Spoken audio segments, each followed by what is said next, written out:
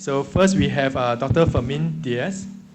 Right, so Dr. Fermin Diaz, he is the senior consultant. Just get over here away from the speaker. Right, away from the speaker, okay. Yep, so Dr. Fermin Diaz is the senior consultant and former deputy CEO of NCSS. Having rich experience in human resources, he held consulting, corporate and academic roles in organizations worldwide. He also sits on the board and chairs the assessment committee of the Institute of Human Resource Professionals, IHRP, and also he's on the PSD, HR Talent Development Committee. He co-authored 3 books on strategic human resources, remuneration, and HR analytics, and also serves as adjunct faculty at Singapore Management University and also Nanyang Technological University. So Dr. Fermin Diaz, a man of many, many hats, is also certified as a IHRP Master Professional.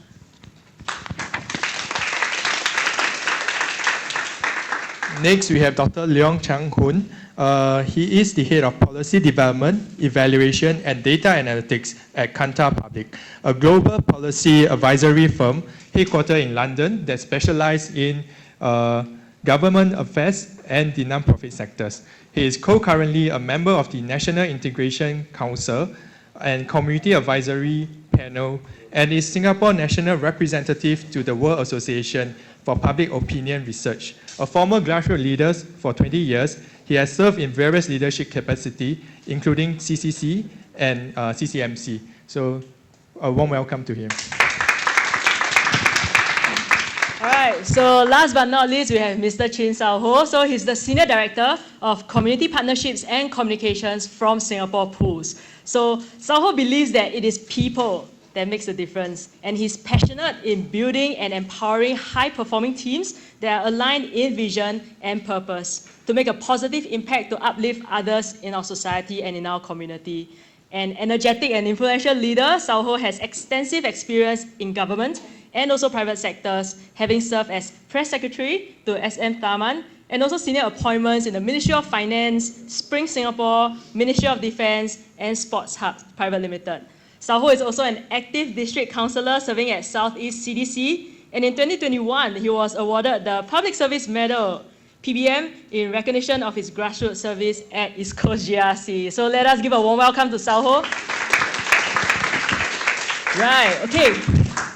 So before we start, we kind of wanted to get a feel and sense of who is in the room. So very quickly, we're going to go into Slido. So Slido will also be used throughout the entirety of this session. So feel free to also later on put in your questions, where we'll take it at the end during the Q&A. So let me go and set up the Slido while you guys can scan the QR code.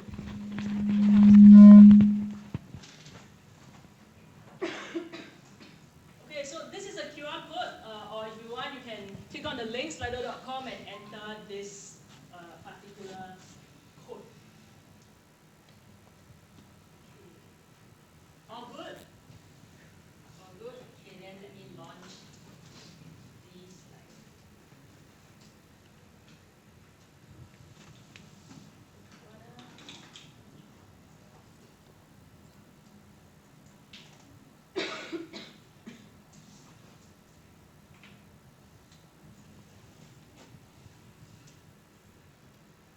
Okay, do you guys see the question on your Slido? Yes, okay. So let us know where you guys are from. Are you from a social service agency or the government sector, corporates, religious organizations, schools, so on and so forth, or even grassroots? Okay, we do see quite a number of you coming from the social service agencies. Okay, government, corporates. Okay, a few from the government, but I do see that a majority of you come from the social service agencies or non-profits. So maybe let's move on to the next question. So in one word,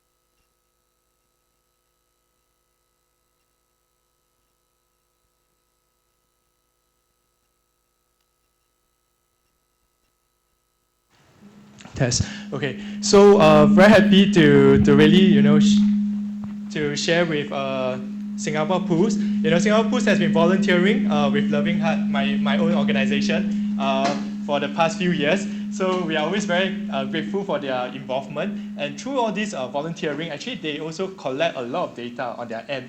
And we are also known then as a data-driven organization. So today we would like to ask them, what makes them, in terms of the organization, why do they think that data is important, and why do they embark on this journey as well? Thanks very much.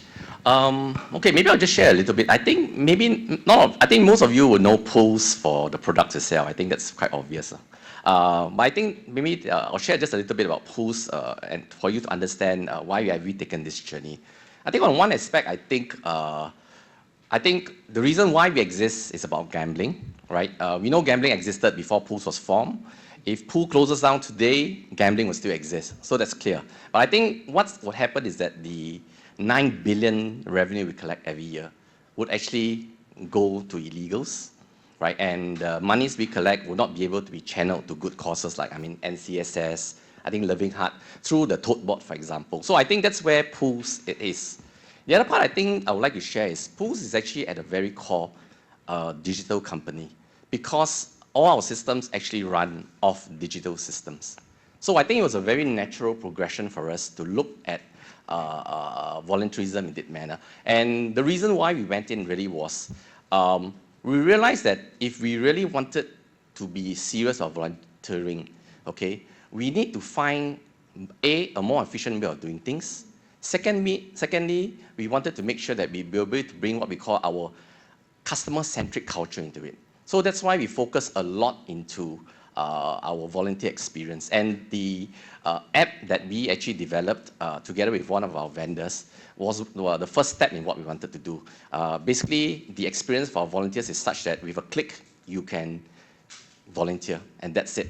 And the whole app will actually manage your journey all the way from the time you volunteer, you do your volunteering event, and after that, when you finish itself, and even it will collect feedback for you. And that's for us why we decided to move into this.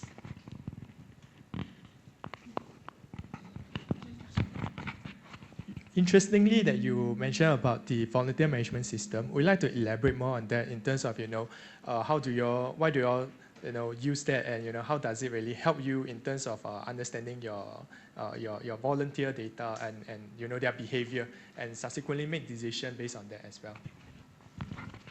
Okay, it was actually quite a funny story.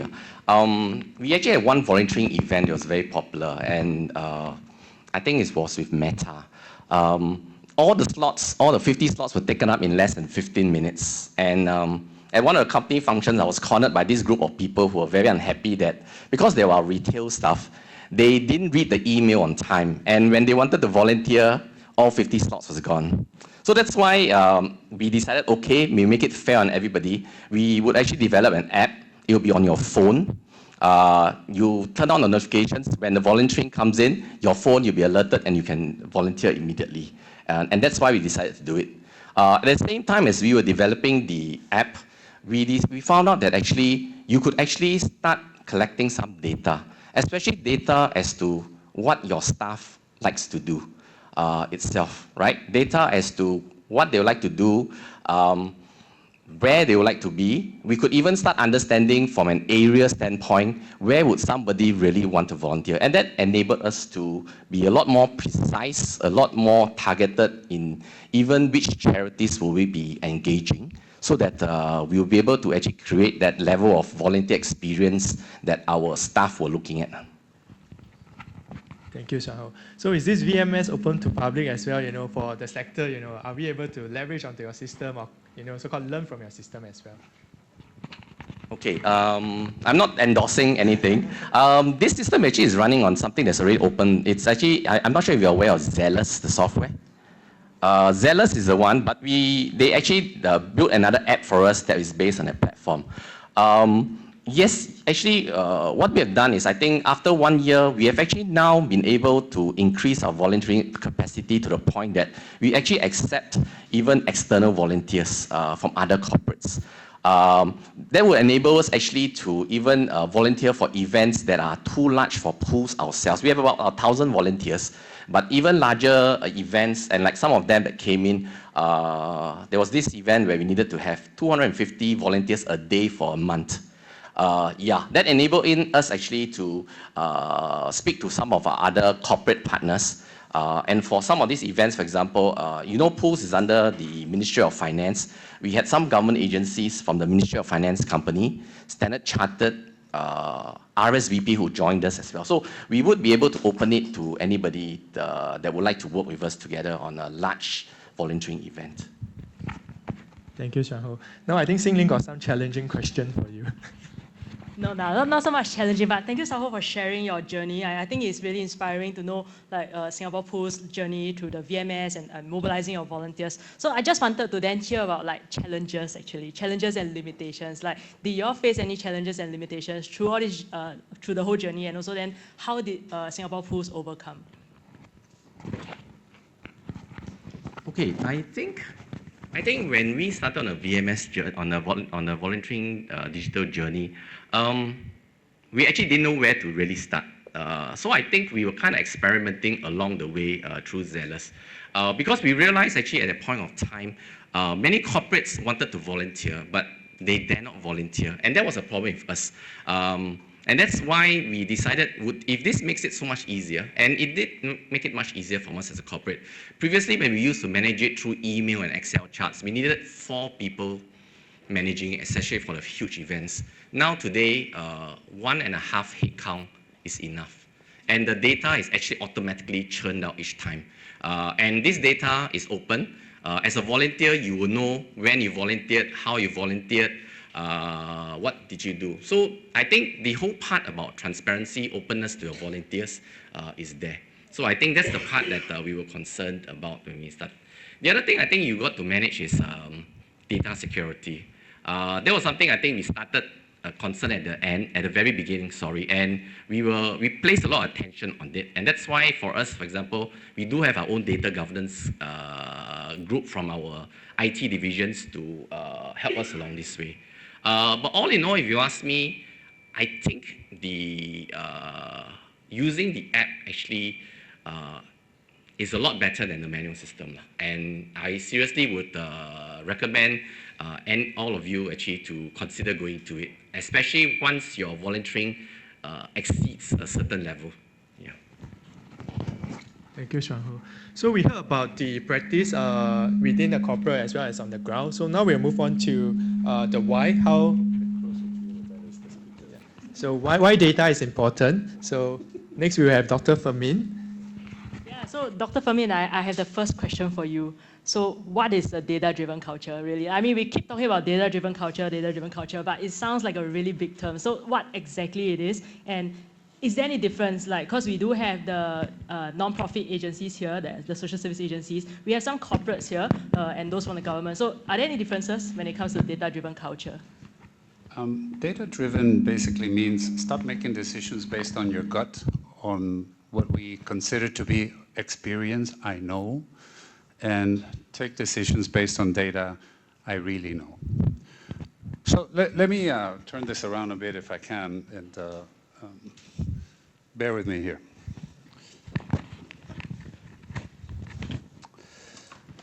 You all hire volunteers, right? Question: what makes a volunteer stay with you at least 1 year? How do you know the moment they walk in the door if they're likely to stay with you 1 year or more? What would you be looking for? Anybody? I think when their goals and values are aligned to the objective of the service. Goals and values aligned. Okay. What else? They have time. Time. Very good question. What else? Commitment. What else?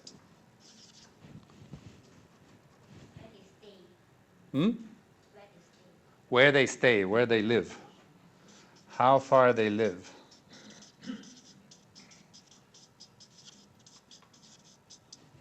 What else? Relationship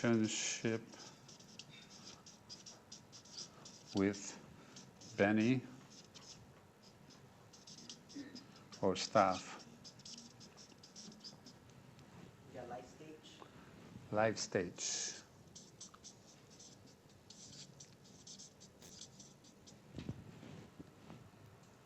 They feel they really make a difference and impact. They feel they make a difference.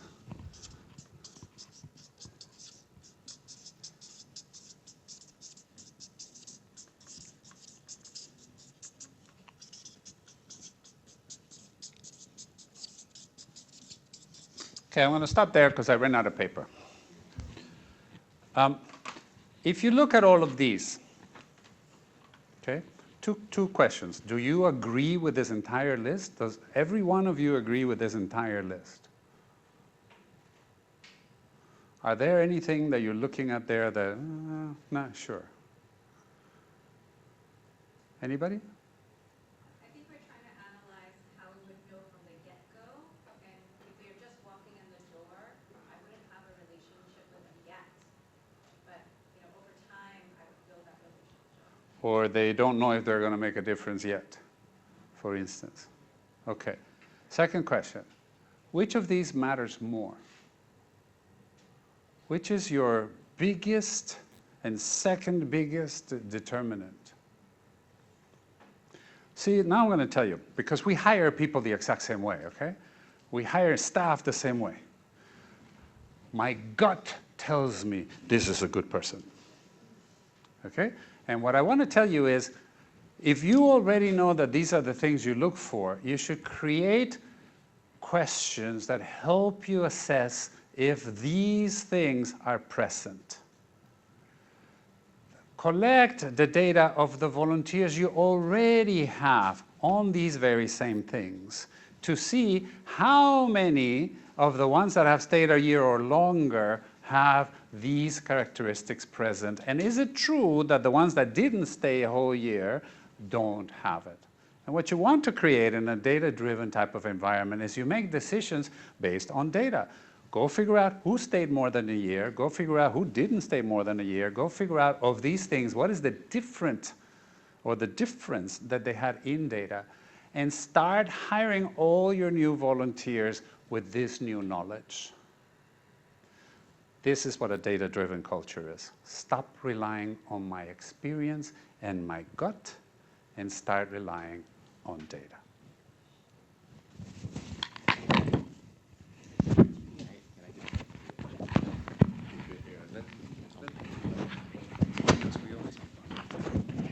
Okay, just to share, I think when I think at Pools we were evaluating whether we should do our own app or should we perhaps use one of the already existing apps out there like SG Cares and all the rest.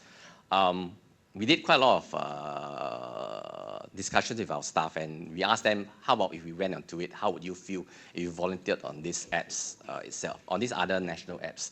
I think the two words that came out very strongly to me then was the word overwhelmed.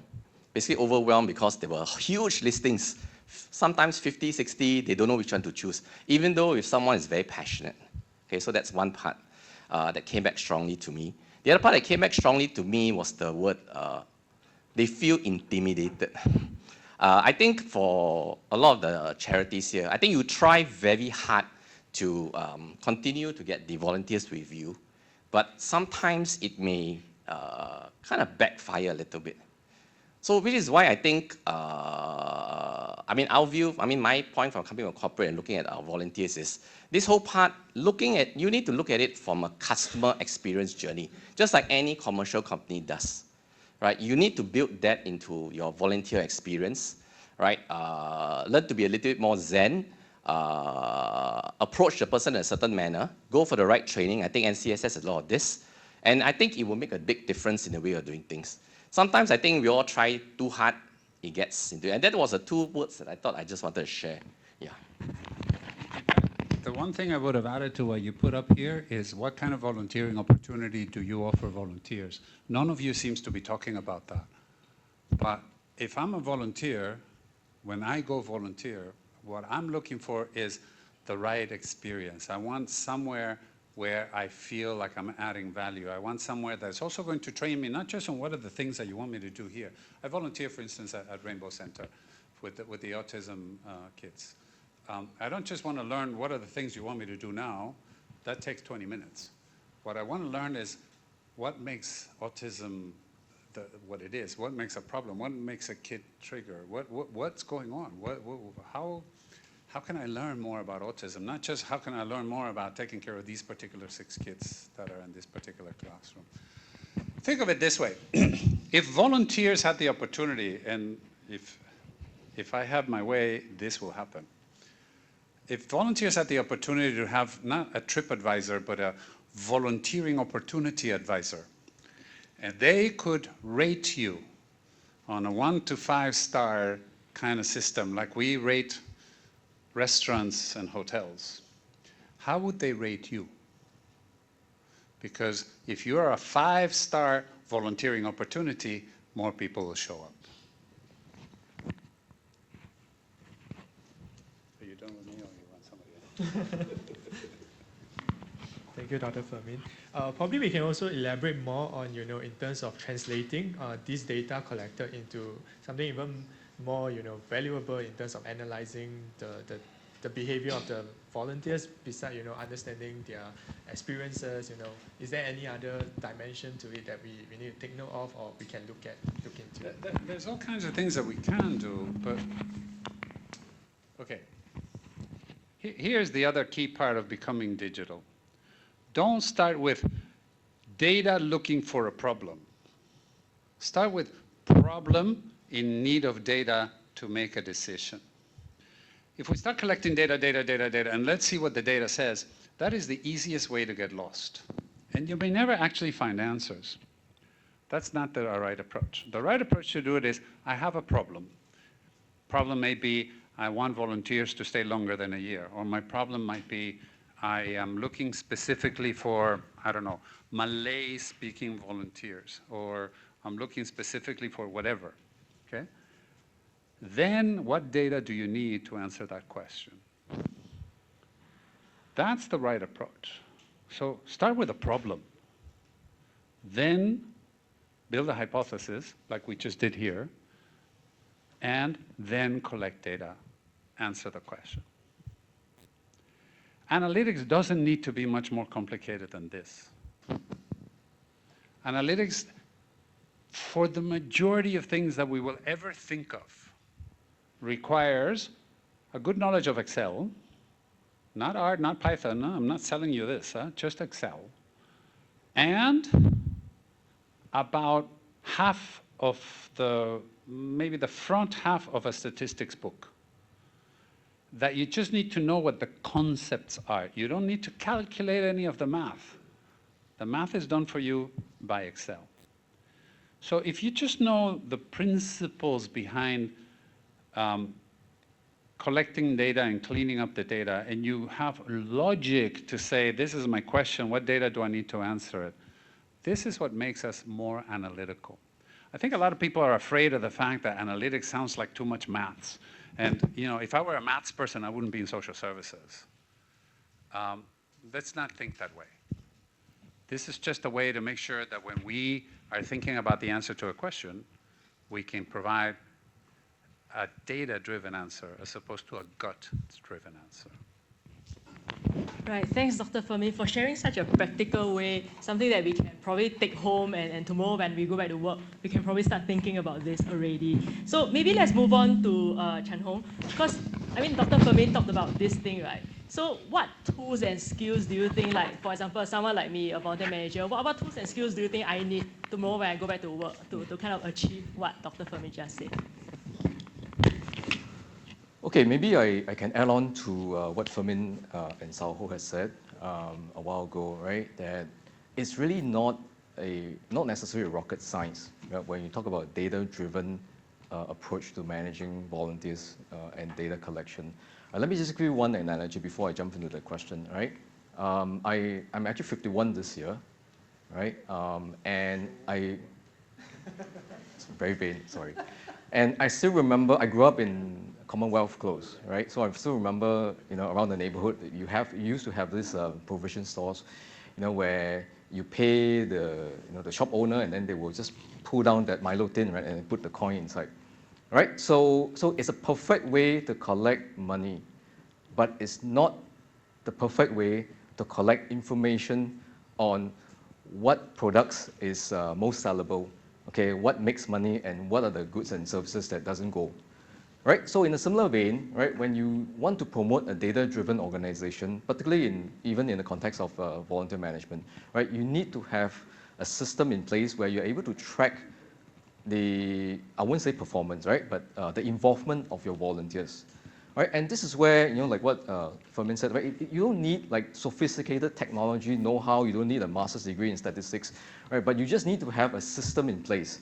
For example, right, every event that you have, right, you must have a system where you say, okay, this is the event, right, who are the volunteers involved, right, what is their role, right, how much time, did they commit, right, in organizing those events, right? Similarly, for every volunteer that you have on your listing, right, you must be able to somehow, capture their participation and involvement, right? And as what Paminta said, you don't need like sophisticated Python, R, to do the programming, right? But a very simple spreadsheet, right, that you could actually, collect the information along the way, and you could use that, to inform, right, what kind of involvement and engagement that you have with your volunteers, right? So in terms of the skills and the competencies, it's really about, getting a system in place, getting people to be cognizant, that you need to collect those data, because at some point you need to be able to manage their participation, involvement, and how to get them, how can they better contribute to the organization,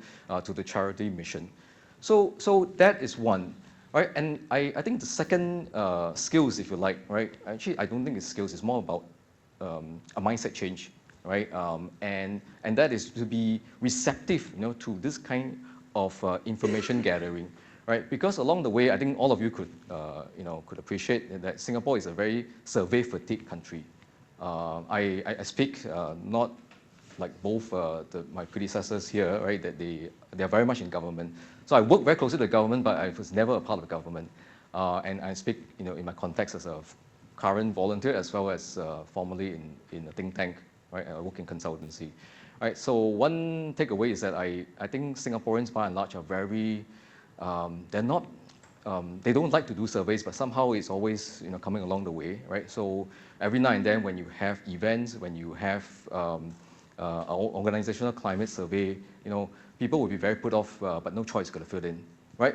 But all this sensing, all these instruments and survey are actually, they serve a very important purpose because they will help inform us whether those events, the contribution, the participation, in how they find the outcome of those events. So I think it's important that whether your volunteers or your staff, the full-time staff, or your partners, organizing partners, they're open to having that kind of sensing, right, that kind of survey embedded into the program, right? So in terms of the skills, in terms of the expectations, I think it's important that all of that will be embedded as part of the program, as part of the contribution for volunteers' participation, right, in the organization. So if you could have all of that built in, right, then it will no longer be a case where you pull down the Milo tin and then you put the coin inside, but rather you scan, right, you scan your barcode like you do, right, in NTUC, so that all the information is captured. You know when they come and purchase a product, how much is the product, which product is is sellable, and which are the ones that are not, right? So I think that will be a crucial part, right, to developing this culture, data-driven culture. Thank you, Chang Hun. This is something very practical that we can immediately implement within the organization. So I think the other major concern about data is about risk management. What are the PDPA concern, and what are some of these things that we should look out for in terms of data and the risk management to that? Yeah. Sure. I guess risk management has two components to that, right? To the participants as well as to the organization. I think to the organization is pretty clear. The threat of security concerns over data leak, breaches in data sharing and access to data, unauthorized access to data is very real. Particularly in consulting, we are very wary of that, and all the way to where the location of the server is. So I think that's a lot more on the corporate, a lot more on the organization to make sure that the data that you have, the system that you have put in place, they are at least more or less fireproof, right? So in that context, I think it's important, whether it's SSA or otherwise, the management be cognizant, right, of the importance to ensure that data security is the paramount concern, right, to ensure there will not be data leaks.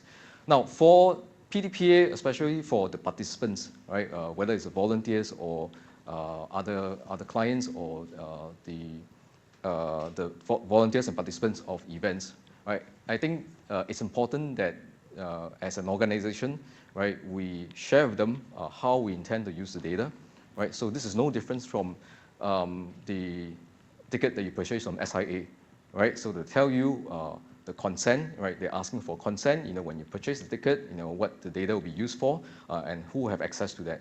So similarly, I think for your volunteers, it's important that SSAs inform them what the data will be used for and who have access to that, right? And again, of course, should they have any concern, they can write back to the data protection officer, right, designated in organization.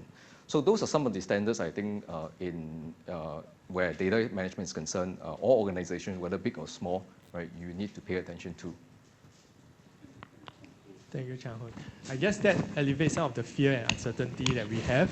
So now we'll move on to Q&A. I think that's one highlight of this session. We would like to first open the floor for any questions. So anyone, if you have any burning question, you can raise up your hand before we move on to the question on Slido. Yeah. Anyone on the ground? Just a question for Singapore Pool. I mean, just now you said earlier that you allow external volunteers to also use the app.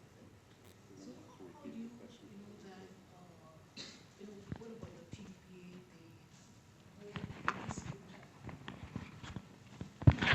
So the question is related to Singapore Pools having its own VMS and opening it to the public, and what are some of the PDPA concerns that is relevant to it? Yeah.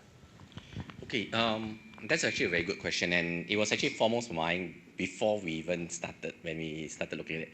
I think the main thing, I think the tough part we face is to find a good balance between PDPA. At the same time, people want to have their pictures online, they want to be appreciated. How do you balance this whole thing itself? And I think that's where I think at this point of time, when we are working with externals, we actually would work with with the external groups at the corporate level. That's why I mentioned the various agencies or companies. We would actually engage with them for a while to understand what their volunteers, what their understanding of their volunteers are like before we actually implement this. And we would actually inform them. Actually, when you sign on, when you log on to my app itself to come in, there's a whole list of things that we'll list out for you to acknowledge before you register, and even before each event. Because I think it's important, because different events has different risks of PDPA being taken, so we are quite careful on that one itself. Right, thanks for the question. Any more from the floor before we go into the slide? Okay. Yeah. Thanks a lot for the good talk just now, especially on the things you brought up, the stage of having the problem to look at for the data analysis. By the way, I'm Bernard from Chiji Foundation. So one thing that we started to do this data-driven measurement some time back. And one thing that we're still struggling today is how to measure the real value and impact of volunteers, because one of the things that brought up is the interest of the volunteers to really know and appreciate the impact that they're making, so that they will be able, or they will come back as a result of you are able to tell them and to have a way to measure the impact that they're making. That will create a lot of comebacks for the volunteers and what they do. So I'm not sure how or what are the experience have been for this field of measuring impact. Instead of a direct measure of some output of activities or events. both MPPC and NCSS are measuring volunteer impact in sort of a blunt way, which is manpower hours. And we use a standard manpower hourly rate to do that. It's blunt. It's better than not having anything. But it doesn't quite get you all the way to where you need to get to. I will start with the question, when you are bringing in volunteers, what do you bring them for? And it's probably part of your recruiting pitch. Oh, if you come here, you will make a difference in the lives of others. Sort of just to follow what Katie said before. And if that's the case, then how do you measure that? I mean, some organizations will be easier than others. Some will be harder, and I accept that. But you need to start putting some number behind it. Some of the ones that have moved a little bit beyond this idea of just blunt hours are starting to do customer satisfaction, client satisfaction type of metrics. And then you can measure, even by volunteer, if there is satisfaction with the service they're provided. That at least gives them feedback on how well their job has gone towards helping that particular. So, and the reason I say it's difficult is because let's say you're dealing with, I mean, I'm going to think of extreme examples here. Palliative care. Like Speaker was saying before, for a fact, he does volunteer at a CC, but what's the right outcome? What are you measuring? So in the end, you're going to have to measure. You likely won't be able to ask the specific person that he's helping, how did he find the service, because they won't be around to answer that question. But you can ask the caregivers, you know, were you satisfied? So you can start at least getting yourself that far down. If you want to go all the way, then it's probably much more about the type of volunteering. So if you are bringing in skill-based volunteering to achieve a project, then you can measure that more easily. Or if you're bringing in volunteers to teach, I don't know, maths to youth at risk, then you can use test scores to see if they did better. So some things are just going to be easier than others, which is why I say there's just this one thing about hours. The next best thing is going to be customer satisfaction. And then if you get that far, the next best thing is going to be by program. Did it specifically achieve what you wanted it to achieve? But in all, start with the question, when you tell that volunteer why you're bringing them in, that very same thing that you're telling them, that your sales pitch, measure that. Find a way to measure that. And then feed it back. Yeah. Right, thanks, Dr. Fermin. So maybe to that, right, so there's a, oh, you want to, okay, sure. Maybe I'll just add on to that as a former and current volunteer in the grassroots. We always make a distinction between output and outcome, right? So the hourly contribution, the man days that volunteers put in, right? So those will be the output, right? But the outcome will be a lot deeper, right? So whether they find meaning, right, in the contribution and whether they feel that the volunteering has made an impact, right? And I think in grassroots it's always the case that, okay, there's a lot of output, so there are a lot of events, a lot of activities organized by volunteers, but in terms of the outcome, right, you know, do the residents feel more connected? You know, do you have more social bonding and, you know, the sense of belonging in the neighborhood? Maybe not, right? And there are many reasons, but I guess so what would be the, you know, alternate output indicators that you could consider?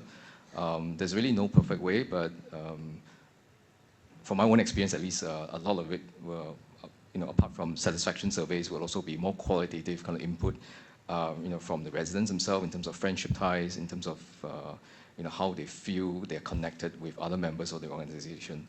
So those are some of the potential output indicators that, you know, you can explore. Right. Right, thanks, Chang Ho. So maybe from Slido, there's one question that says, so just now we talked about measuring volunteer satisfaction. So, but this question also asks happiness and well-being. I think these are being talked about in our earlier sessions today, measuring happiness, measuring well-being. So these are individual level kind of impact. So what are your thoughts about measuring these kind of outcomes? Happiness, well-being? Anyone? Same thing. In the end, okay, let's sort of backtrack a second.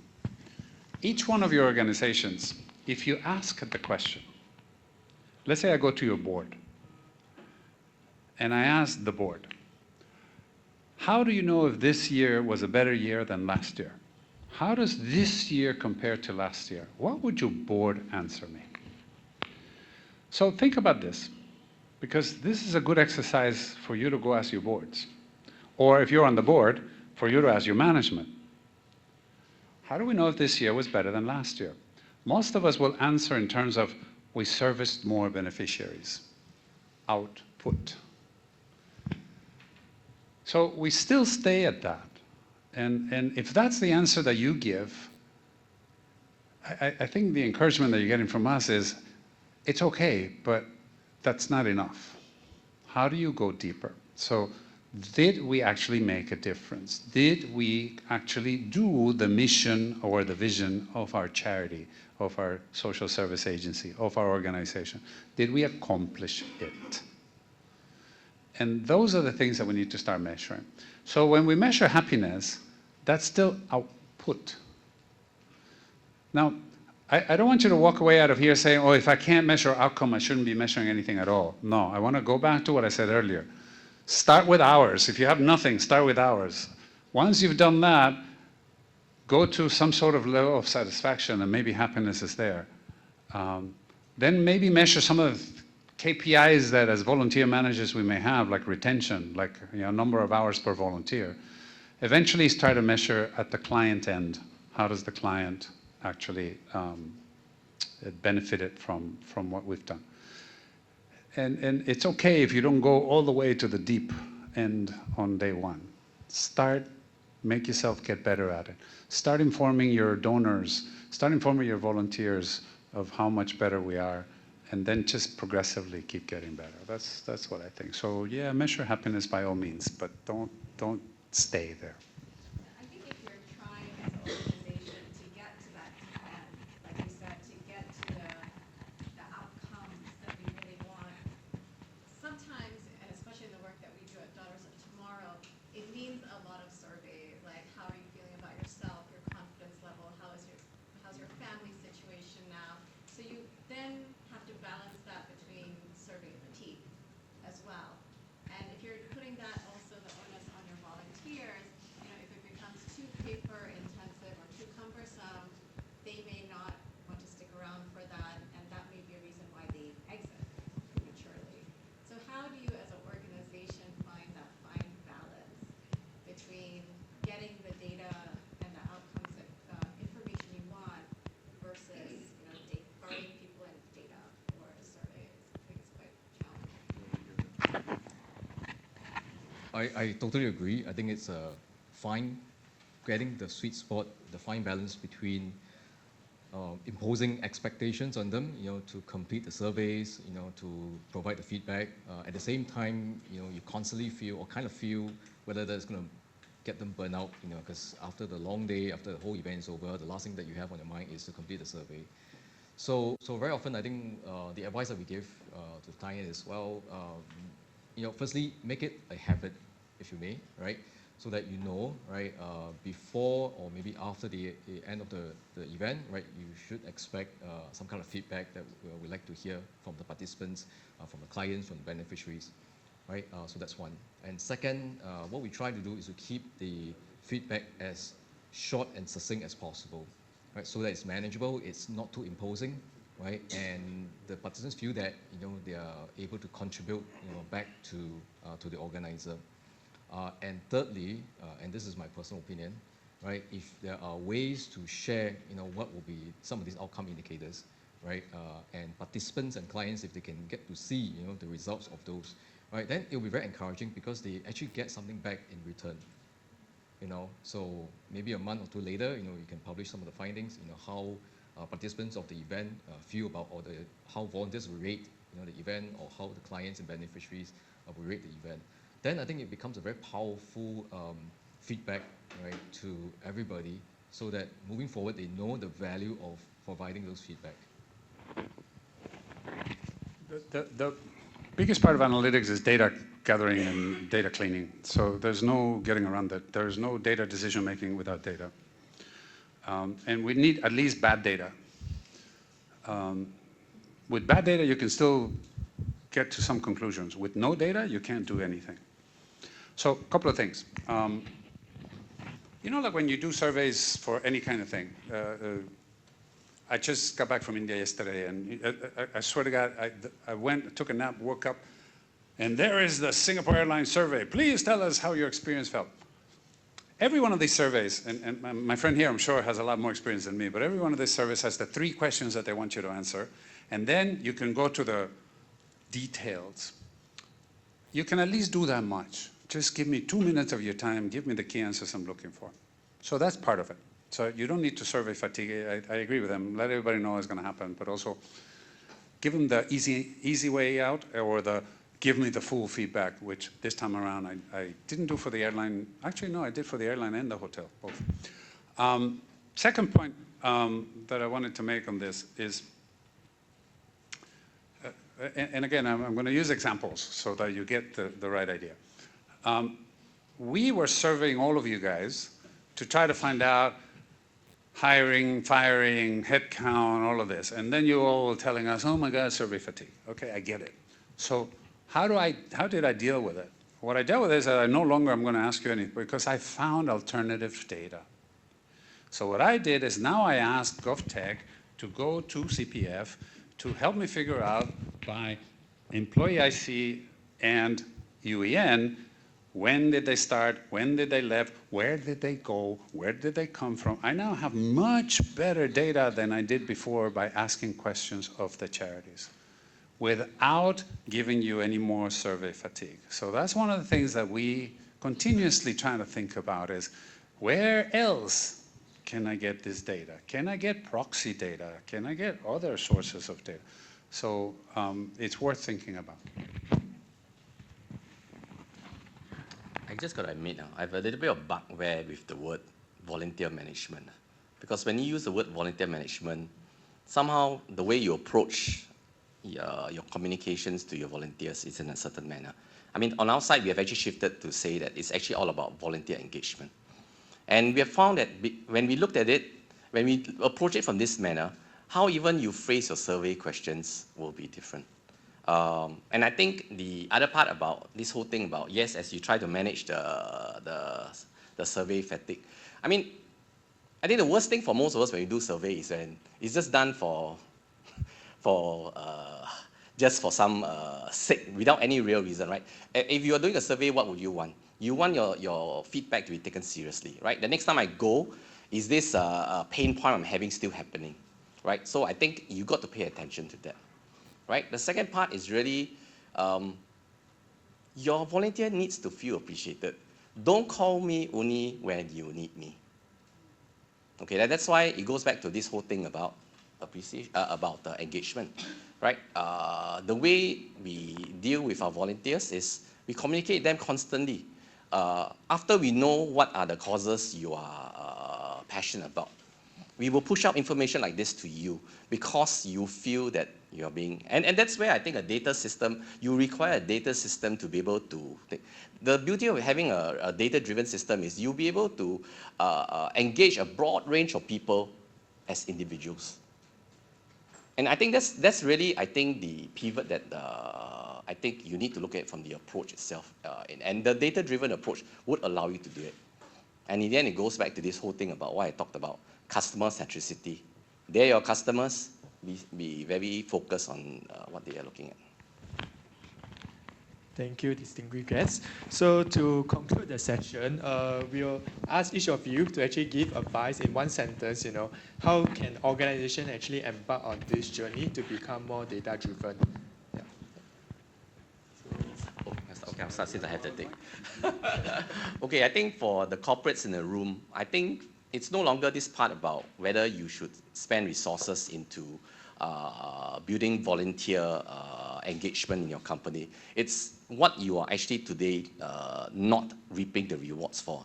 I think at Pools, we actually really had this, when we did our last customers, our employee engagement survey, we had a whopping 94% who rated the volunteering as the topmost positive thing they found about the company, right? And it really proved to them in, our value for community purpose and benefit to be real.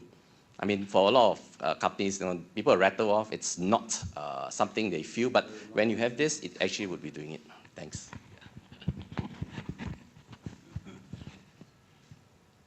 I didn't know that you could extend the one sentence that long, but okay. He's a marketing guy, you can tell, right? Actually, okay, since he showed his bias, I'll show mine. Take HR practices, proper HR practices, and apply them to volunteering. It's the same principle. You have to recruit, you have to train, you have to develop, you have to retain, you have to engage, you have to motivate, you have to fire, you have to evaluate performance. It's all the same principles. The only thing we don't do is pay. I'm going to do the opposite. I'm going to try to keep it as short as possible. So I'm going to summarize in 2 words. All right? Journey mapping. Journey mapping. Right, so how does that apply, right, in this context? So think of it as, okay, if you're a volunteer, you come in, you like to spend time with this organization, you like to volunteer, you want to contribute to a good cause. Well, what would be some of the steps that you have to go through? Right. Similarly, as you sign up for an event to be a volunteer, that's pretty long, yes, to be a volunteer. So what would be the journey be like, right? So if you're able to identify what are those critical stages, you will be able to capture that info, in some format, right? And that will be useful, right, for you to track and measure what are those key indicators. VM champion appointed by NCSS. My name is Hui Han. I'm from Loving Heart Multi-Service Center. I'm also an appointed volunteer champion by NCSS. So today, thank you for coming to join us for this valuable session on measuring the value and impact of volunteer. So for a start, we kick off the session by introducing our 3 wonderful panelists over here. So the first speaker. Yep, so we have Dr. Fermin in the middle over here. We have Dr. Fermin Diaz. So he is a senior consultant and also former deputy CEO of NCSS. He has rich experience in human resource and also held consulting, corporate, and academic roles in organizations worldwide. So he sits on the board and chairs the assessment committee of the Institute of Human Resource Professionals, IHRP, and he's also on the PSD HR Talent Development Committee. And he co-authored 3 books on strategic human resources, remuneration, and HR analytics, and serves as adjunct faculty at Singapore Management University and Nanyang Technological University. So, and SUSS. NUS, right. So, yeah, so as you can see, Dr. Fermin is a man of many, many hats, and he is also certified as an IHRP Master Professional. Next, we have Dr. Leong Chang Hoon. Dr. Leong is the head of policy development, evaluation, and data analytics at Kantar Public, a global policy advisory firm headquartered in London that specializes in government affairs and the non-profit sectors. He is concurrently a member of the National Integration Council and Community Advisory Panel, and is Singapore's national representative to the World Association for Public Opinion Research. A former grassroots leader for 20 years, he has served in various leadership capacities, including CCC as well as CCMC. Right, and last but not least, we have Mr. Chin Sao Ho over here. So he is the Senior Director of Community Partnerships and Communications at Singapore Pools. So Sao Ho believes that it is the people who makes the difference, and he's passionate in building and empowering high-performing teams that are aligned in both vision and purpose to make a positive impact to uplift others in our society and in our community. So Saho is an energetic and influential leader. He has extensive experience in government and private sectors, having served as press secretary to SM Tharman, and also held senior appointments in the Ministry of Finance, Spring Singapore, Ministry of Defence, Sports Hub Private Limited. He is also an active district councillor serving in the Southeast CDC. And in 2021, he was awarded the Public Service Medal, PBM, in recognition of his grassroots service at East Coast GRC. So let us give a warm welcome to our three panel speakers. All right. So first up, before we actually start the panel session going, we would really love to understand and to get to know our audience in the room. So if you may, please help us scan the QR code or go to slido.com and enter this code. We have just some quick polls. And also throughout the rest of this session, feel free to use the Slido as a Q&A tool for you to key in your questions. Okay, so if you guys are done, let me start. Okay, do you guys see the questions? Okay, so let us know where you guys are from. Are you from the social service agencies, non-profit organizations? Are you from the government sector? Oh, we are at half now. Okay, so so we have some from the government. Do we have anyone from the corporates? Oh, we have people from the schools. Welcome. Yeah, previous session we didn't have anyone from the schools. So anyone from the corporates, religious organizations, or even grassroots? Nope. Okay, so I guess today in the room, majority social service agencies from the social service sector, and some from the government and public sector, and also some from the schools. So welcome. So maybe moving on to the next question. So let us know in one word, how do you feel about today's topic? I hope you guys are in the correct room. So we're going to talk about measuring volunteer data and also impact and all. So how do you feel about today's topic, building a data-driven culture?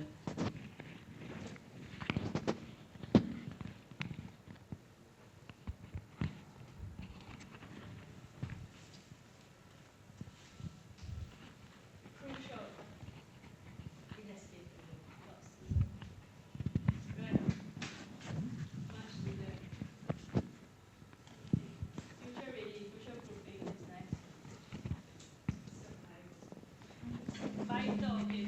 So the bigger the words, that means the more of you actually think the same of this. But actually, of course, we see relevant, vital, crucial, all these are similar words.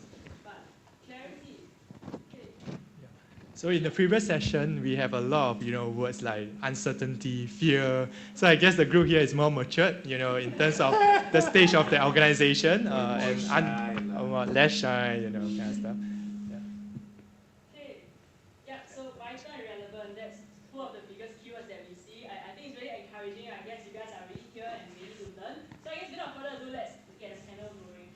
So first up, we have Xuan Ho to share with us, how Singapore Pools actually use data in their day-to-day operation as well as volunteer. So without further ado, we'll pass on the mic to Xuan Ho. Okay, so, but maybe I think as a start, sorry, can you hear me?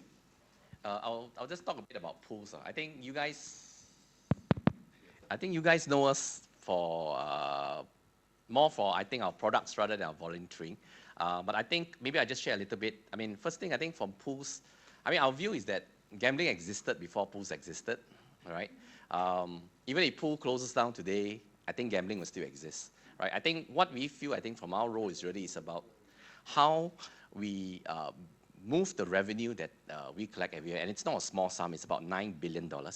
When we channel it through, the tote board to, good causes like even like NCSS. I think for many of you in charity, you receive dollar for dollar funding for your price. So I think that's where our company is, right? But at the same time, how we have looked at this whole thing is that many of you may not realize that Pools is actually a digital company at its very core, because most of our systems are actually digitally run. We have an app for our business, and that's why it was a very natural process for us to move, even as we look at our own volunteerism and how we wanted to expand it, to move it into a more digital with a data-driven concept, and that's where we really started off. So maybe can we understand, you do have a volunteer management system in place. How crucial is it to your culture, and how does it add value in terms of retaining volunteers, adding on to their experience as well? Okay, maybe I just share some stats at the beginning. Pools actually has been doing volunteering for a pretty long time, about 19 years. Sorry, this year we're celebrating our 20th year of volunteering. For I think the first 15 years, I think we were hovering at about 35% volunteering rate among our company. When we started to redo everything and looked at it, and when we implemented our app, we were pleasantly surprised. From 35, it jumped to 71 within a year. And I think that's where when we did our analysis, we felt actually this whole thing about taking it on what we call a customer-centric view on how you approach volunteer management. You treat your volunteers' experience like you would treat how you want your customer to feel about you. And that's where I think things popped up. And for us, I think the app that we actually developed together with Zealous, it actually upped the whole experience. The main thing I think for this is with one touch of the screen, volunteers could see all the different activities that's available. They could select, and with just one touch, they would be able to go into it. And we adopted the app into the rest of our volunteering journey. That means you constantly get updates for the event you're attending, right, on the day itself, reminders and stuff. When you go there, the app will allow you to register without having to have people there and anything. At the end of it, you get a feedback form, and that's it. And that's how we actually use the whole app to enhance the experience of our volunteers. Thank you, Saho. I'm sure this is not an easy process, as what you mentioned.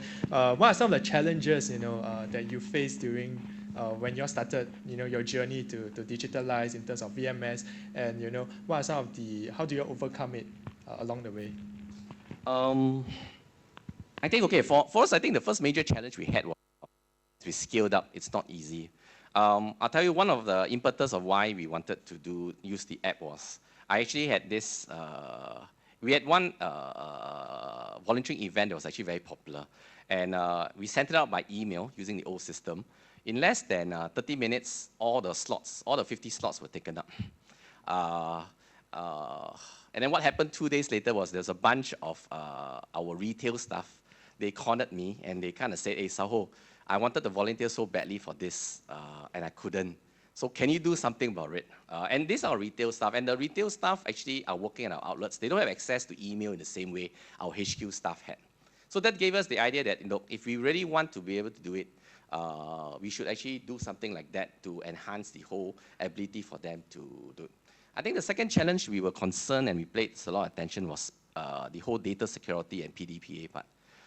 Because in the end, when you move into this, you're moving out of your corporate systems that were already naturally protected. You're going into something that's an app on a phone, and you got to manage it very carefully. So that's the part I think we paid a lot of attention to. But I think with the help of our IT people, I think we managed to overcome it. Right, thanks, Saho. Thanks for sharing your experience building a data-driven culture in Singapore Pools, having a VMS, so on and so forth. But maybe let me direct the next question to Dr. Fermin, because I think we want to delve in a bit deeper into the why. Like why do we even think about a data-driven culture in the first place? So maybe the question would be, what is a data-driven culture? It is a big term, so can you help to unpack it for us? And whether, is there any differences? Because we have schools represented here, so is it different for the schools compared to, let's say, a social service agency, so on and so forth? No, it's not. A data-driven culture basically means that you're going to start answering questions with evidence as opposed to answering with experience. That you're going to have data instead of gut. So let me tell you what that more or less looks like. I'm going to use a different question this time. How much training of a volunteer in time do you think it's required for that volunteer to stay with you 1 year or longer? So in the first 3 months that they start volunteering for you, how much do you feel you need to train that volunteer so that they will stay with you a year or longer? Any thoughts? 3 days. So I'm going to say that that's 24 hours of training. Okay, 24 hours. Anybody else? Oh, this is scary. You all have no idea? Or even worse, you all don't train your volunteers? Even worse, you don't think training volunteers has any impact on retention of volunteers? Which one is it?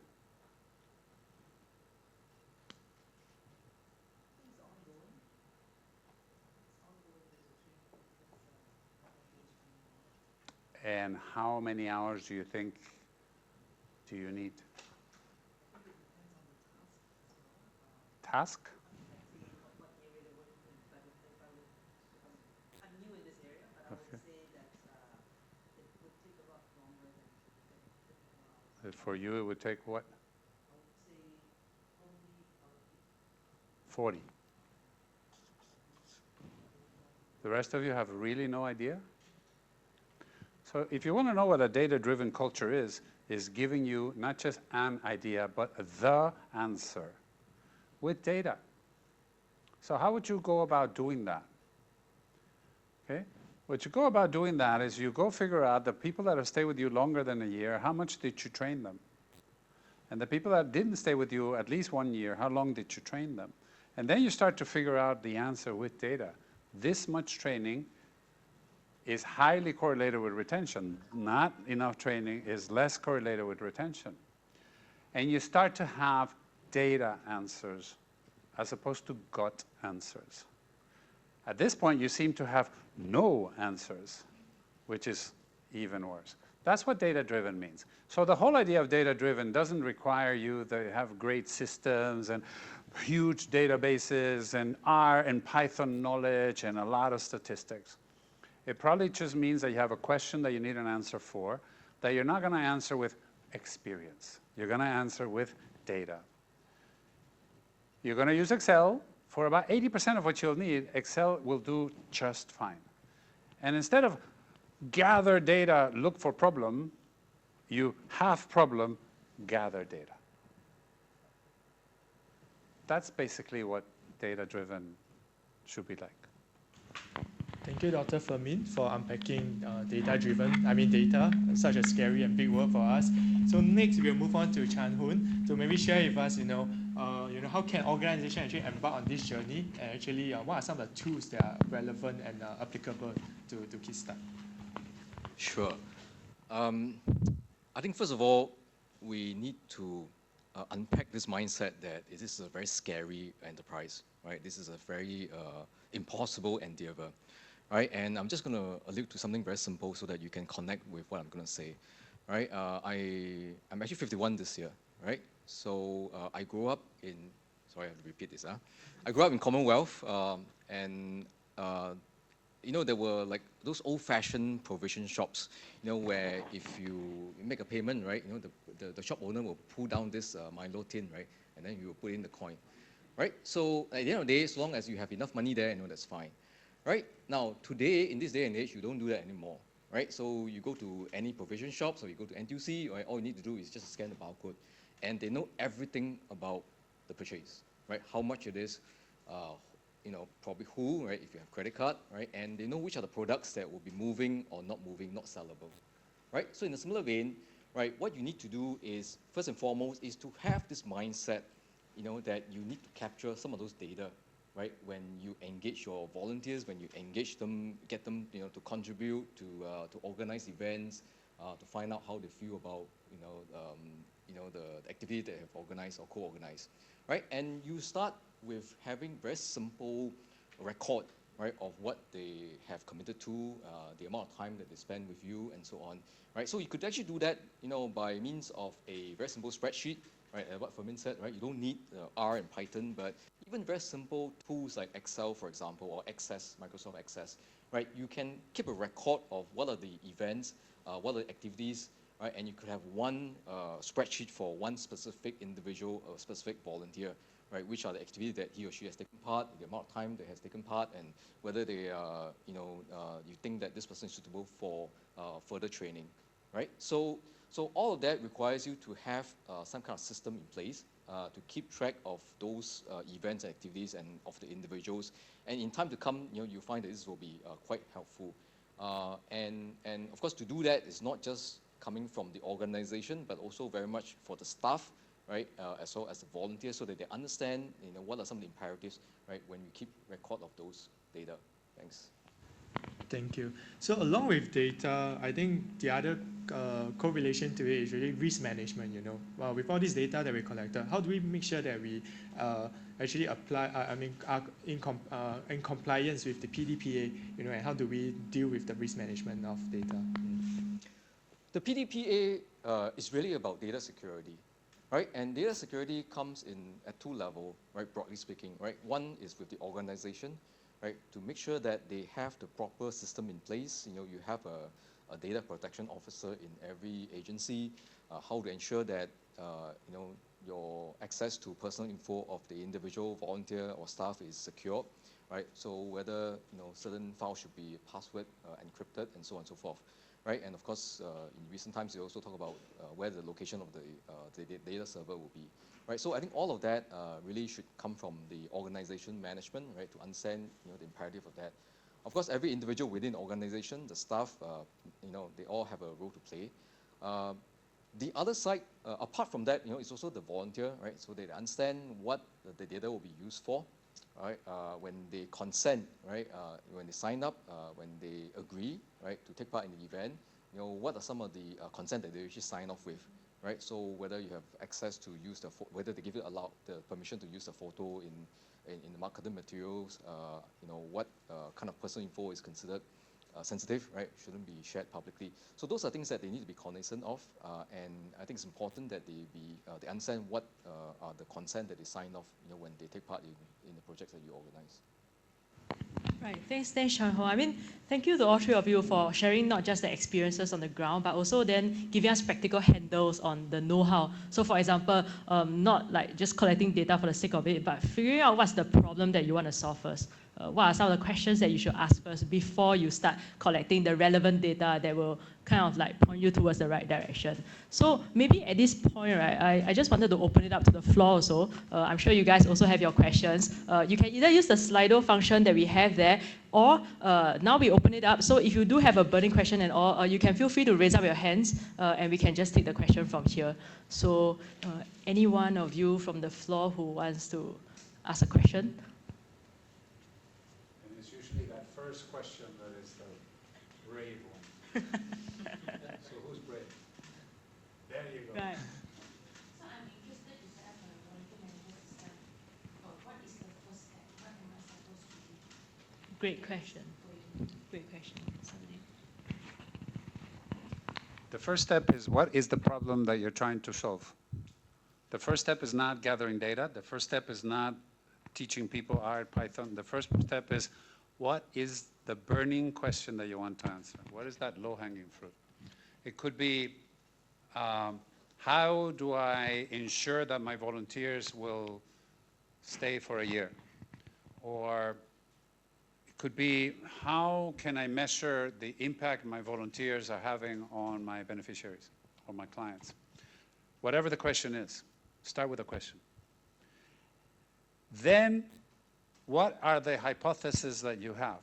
In other words, I think people stay longer if, and then ask different people, what do you think? Or ask the volunteers themselves, what brought you here? Ask the people that didn't stay. Get hypotheses. Then go figure out what data you have and what other data you will need to answer that question. So if you want to start, don't start with investing in systems and gathering data, and don't start there. Start with, what's the question that you want to answer? What are the hypotheses that you're willing to test or that you think you need to test? And then go collect data and answer that question. When that one worked, repeat. What's the next question I want to answer? When you do that enough times, eventually you'll find that there's a whole set of data that you're continuously needing because it's consistent. Then build your data warehouse. But only then. Start with low-hanging fruit. I'll just add to what Dr. Fermin said.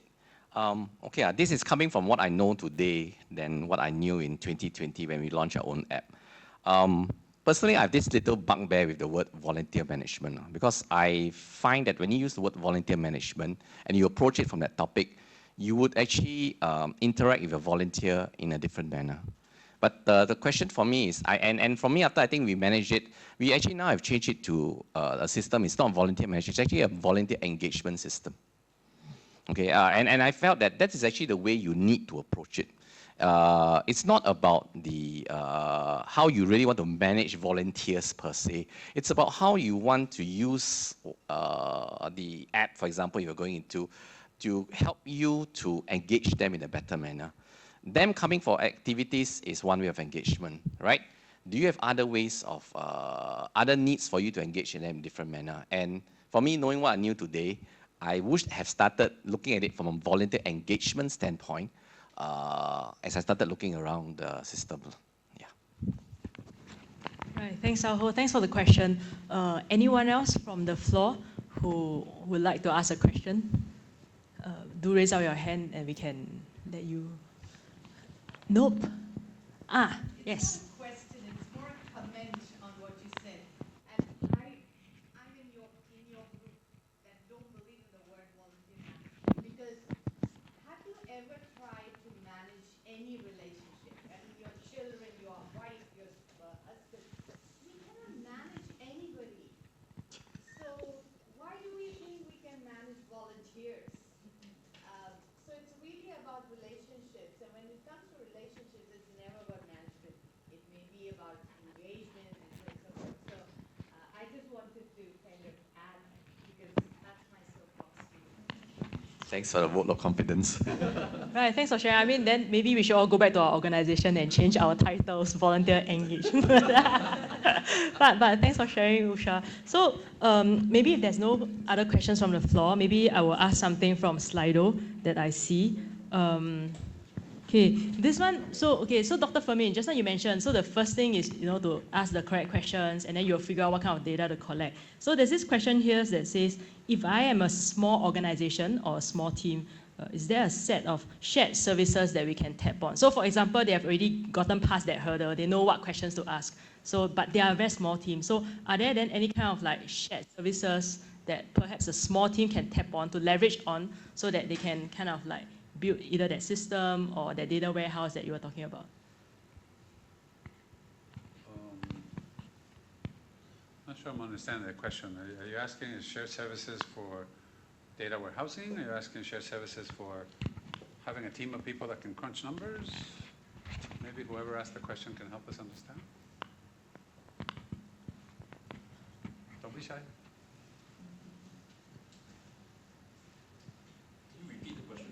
Maybe I can try to unpack that question. So I believe that a lot of the organization today, they want to embark on this journey. Maybe they do not have any system in place. So, and they do not have a lot of resources to invest into a new system. It's expensive to build one. So is there any, shared services that we can tap on, any off-the-shelf product that we can actually leverage on so that it will be more cost effective to actually have this volunteer management system in place? If you have nothing and want to get started, start with Excel. If you want to get even more sophisticated, go to Power BI. And if you want to get fancier looking, go to Tableau. Don't build a system to get started, especially if you're a small organization.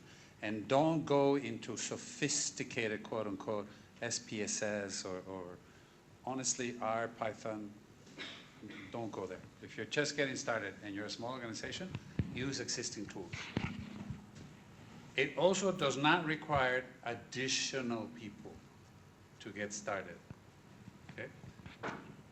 It is probably data that is sitting around or data that you will easily be able to start collecting. Answer those questions first. If it gets to the point that it's such a bigger thing, you will see the need for bigger data.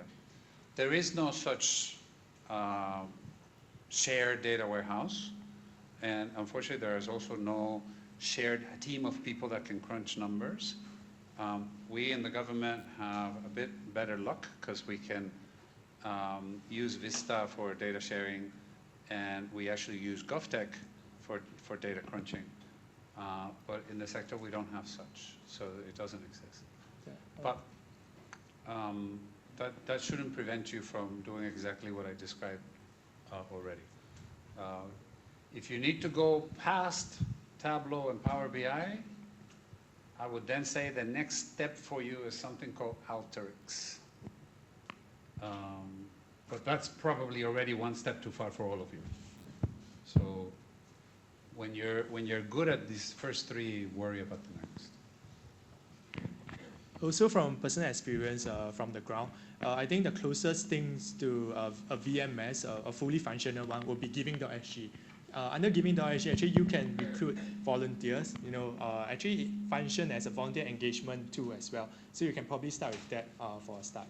Yeah. Apart from all the data, the units that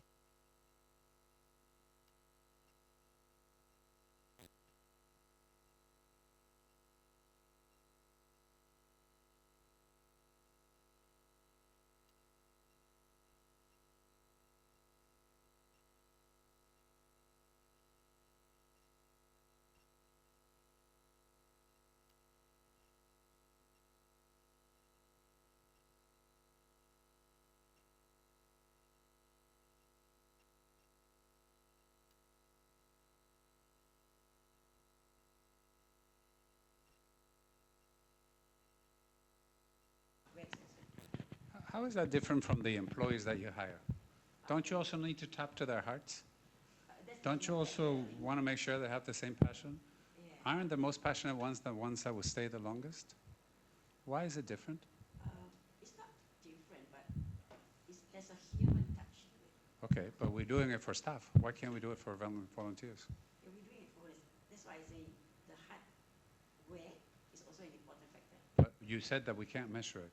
We can measure when we only interact with them and find out what kind of satisfaction it gives them. Okay, when you are going to hire somebody, how do you figure out if they have a passion for your cause?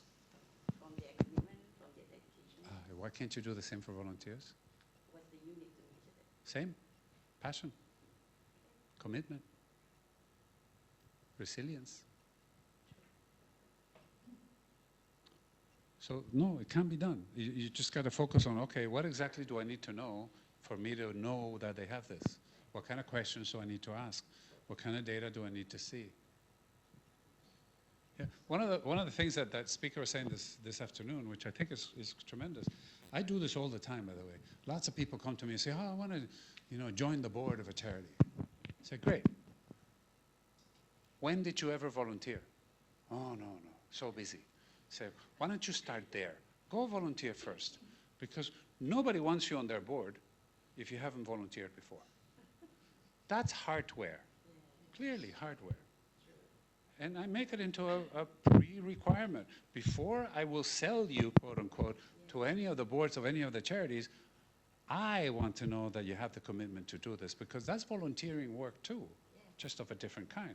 And if you haven't volunteered, if you don't even understand what the sector does, or you don't understand what the agency that you would like to volunteer for does,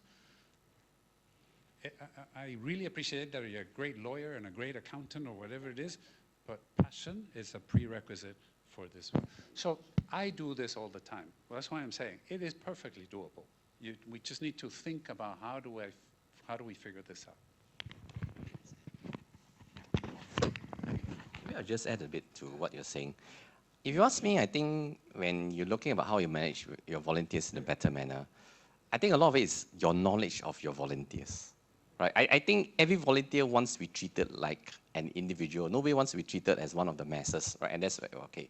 So I think for most of us today, when we are as a small charity, or for me, when we had small group of volunteers, it's quite easy, because your mind can remember all the volunteers. You can recognize the face, you know them, you have copy with them, you're fine. Or your knowledge is in your mind or in one or two of your staff, right? But that's not you managing your knowledge system properly. That particular staff leaves, that's it. Right, okay, and that's where I think we're talking about now, as you expand your thing, what do you do, right? And that's where I think there's a critical need to look at a data-driven thing. You can use Excel, you can use like me an app, but how do you capture this data of your volunteers? For me, when I first started our app, we only had 4 fields. We only wanted to know name, phone number, email address, and I think, can't remember what else, but we didn't even want to know IC number, for example. Yeah, no point. Address, yeah, okay. Subsequently now, actually, we expanded it to 15 fields. Because we wanted to know now, for example, what skills do you have that is relevant to us? What are you passionate about?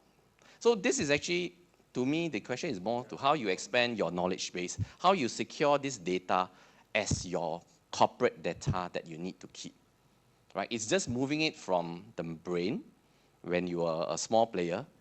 When your business gets bigger, you need to move it into something that's a lot better and you can be transferred across. And I think that's the part that you should be looking at as you look at your system. So maybe I can contextualize that. If I understand what you're asking is what kind of prospective data that you can harness, right, as a reflection of a committed individual, whether it's a volunteer or it's a full-time staff. I think that's a separate question altogether. So I guess, there are different ways to do it, right? So one way is, of course, the number of projects the person is involved, number of hours committed, how long the person has been with the organization, and of course, there's a usual survey, which I think a lot of Singaporeans dread, because we are all so tired with doing surveys, right? So that will be the organizational climate survey, which you could potentially involve your volunteers.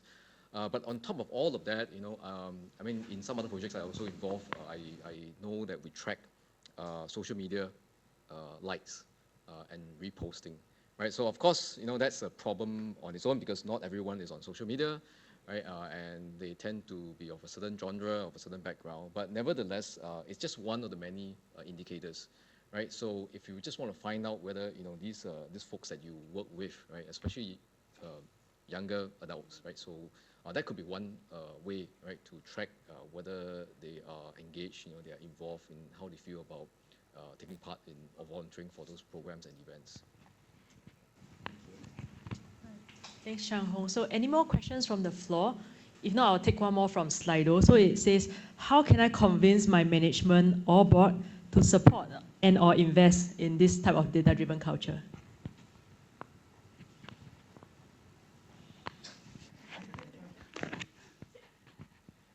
Well, I had to convince my board to do it too, so I actually have some experience on this. But I go back to the point I was making. You answer the first question. The first question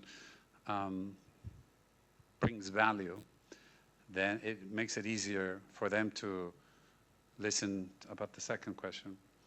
And eventually you say, oh, but in order to answer that question, now I need something.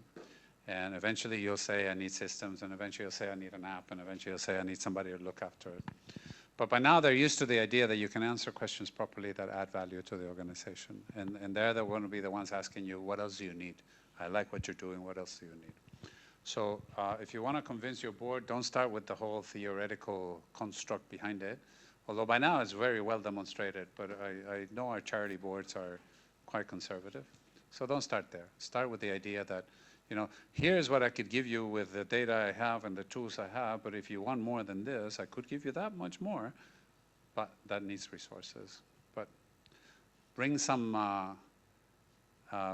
success to the table first.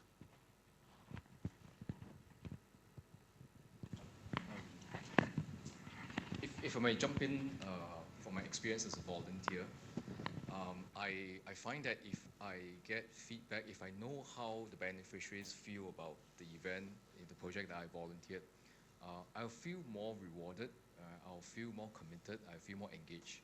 But to do that, I guess you need to capture those feedback, right, of how the beneficiaries feel about the event that you just organized, right? So, this is just a bridging idea, right? And I guess, going back to the whole concept of outcome, right? What would be the outcome that you want to get out of that, right? And, in order to demonstrate that the involvement of the volunteers, their contributions and all of that make a difference, then you got to demonstrate that there is an impact, right? And to do that, you need to capture all the different indicators along the way, right? And once if the board is convinced that, if they can see that, there are some feedback, there are some there are some benefits, right, of providing or soliciting those feedback, then they will find that it will be something that you consider, right, implementing it across the board.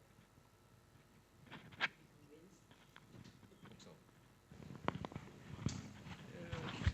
To make it concrete, let me tell you how I got started on this. One of the things that, as you know, I do is the social service salary guidelines, right? Those salary guidelines that you see printed on the NCSS website, that was my baby. To get that printed through the whole government set of obstacles, I just need to tell you that for this to happen, I had to convince my CEO, then the chairman of my board, the chairman of my HR committee, then the board, then the deputy secretary, and then the permanent secretary, and then the minister. So, you know, you look at this and you sort of go, you really have to be very convinced of trying to do this with no data. So that's not where I started. I started with a very different idea. And of course, if I started surveying the agencies, they're the same agencies that still, they used to come to me and say, you know, why are you doing this to us? We can't afford all these salary increases. Some of you probably still feel the same way. But, okay. So what did I do? The problem wasn't so much that. The problem was I knew what the data was and I knew how to get it. But what I needed to show is the question that you still see in the salary guidelines, which is that we don't survey the agencies, because I knew from day one that was not the right question. That was the wrong question to ask. What do other agencies pay?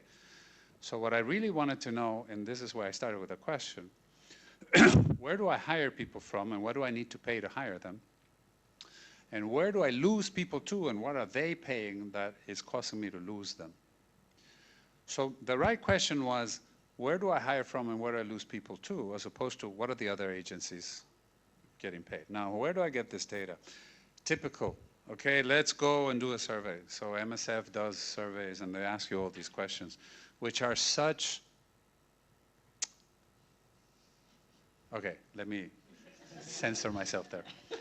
Difficult to get, let's just leave it at that.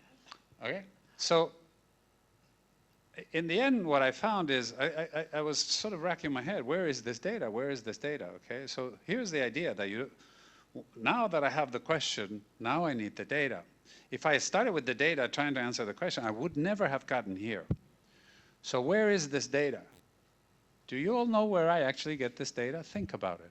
Who has this data? Other than the agencies themselves, and to some degree. Where do you hire from and where do you lose people to? Think about it. LinkedIn is a good source, but not reliable, because not everybody's on LinkedIn. Good proxy, though. CPF? CPF, that's exactly where the data is. It is at CPF, because CPF has exactly what I need. How much they get paid, where did they come from, how much were they getting paid there, and where did they go to, and how much are they getting paid there? That's where the data is. So I go to GovTech. GovTech, can you go to CPF and help me get this data? Of course, PDF, yeah, I have to protect integrity now, cannot get individuals' data, that's fine. But now I have the data. Where do they come from? Where do they go to? What are the pay differences? And that's what I go with the ministry to. Hi, this is how much we need to pay because we need to compare to these people where we hire from and we lose people to. Any other questions? No more questions. That's how you do this. I think, I mean, just to add to the conversation, I think about how you work the board. I think the bar for charities today has gone up quite a bit. You think of it, when we went through COVID 2 years ago, you know, and the world actually has pivoted quite a bit. And that's actually very important for charities or non-profits to have a constant, strong situational awareness. I mean, many charities, I think when you start, it's about passion about what you're doing. But I think the whole social service world has changed. If you talk about COVID and everything. I mean, just give you a very simple example, fundraising, right? Before COVID, we have all those big activities and everything, right? But during COVID, what happened? suddenly all these digital activities started coming up. Right? During those 2 years, if those charities that did not pivot into a digital fundraising scheme, you will be in trouble. So I think there's a really need for you, I think, as you move into a data-driven systems, you need to have this kind of system awareness. And that's where I think a data-driven system will help build you a very logical way. You need to have the process, have the data, and then you'll be able to actually start talking about how you need to pivot or do you need to transform. Okay, because if you ask me, we are also in another middle of post-COVID transformation today, right, for some of you. Yeah, and I think you need to look at it constantly. And that's where I think as you move forward, you need to be constantly really aware of it. And frankly, if you ask me, the charities that are very strong and sustainable today, they all have a very strong research arm. They know their ground very well, right? They know, or they will make certain thoughts about how to move forward. And that, I think as you expand, you need to look at that. Thank you, speakers. Sorry, just a quick question. Do you have data indicating the success rate of your pay salary guideline? Of course I do. Right. Because once you get the data to get the, then you need the data to say that, this actually works. Yeah. So, okay, we started with 3 basic ideas: attraction, Yeah. retention, and growth. Okay, so the attraction data that I use is the job portal, because now all the jobs go through the job portal. We used to get something in the neighborhood of 150 hits per month. Now we get over 650 hits per month in a much tighter labor market. So 2, can we grow? The labor force is now growing at just below 1%. The economy is growing at somewhere in the neighborhood of 2 to 3%, depending on it. We are growing the sector at 5%. So I can attract better than the banks and IT firms. So yeah, I actually have that data. Retention. We measure what we call leakage. Leakage basically means people leaving the sector. If somebody goes from one agency to another agency, I'm still okay, from my perspective. Okay? But if they leave the sector, that's a problem. When we started out 7 years ago, leakage was around 19%. We got it down to 13%. So yes, I can attract, yes, I can grow, and yes, I can retain. And again, any other questions? And the answer was, oh, okay. So yes, it works. I wouldn't be an analytics person if I didn't have data. It wasn't tagged to your sharing, right? It was actually, we use that data when we communicate it to the sector. We don't put it on the website, but we communicated that to the sector in all of the presentations that we did on the salary guidelines. Yeah. Thank you, speakers, for the fabulous insights. So any last words or last sentences, for the participants here today? Yeah. Okay, the 2 words I'll use will be volunteer experience. I mean, I start and end from that standpoint, and I think that's where we have grown. Yeah. Okay, I've learned, right? Yes, me too. Yeah. My 2 words is get started. And I'll add a 3rd one, now. Okay, and I would say journey mapping, right? So understand the journey of a volunteer, right? Start, during, and after, right? So that will help you in planning what kind of data that you need, right, to reflect the impact that they put in.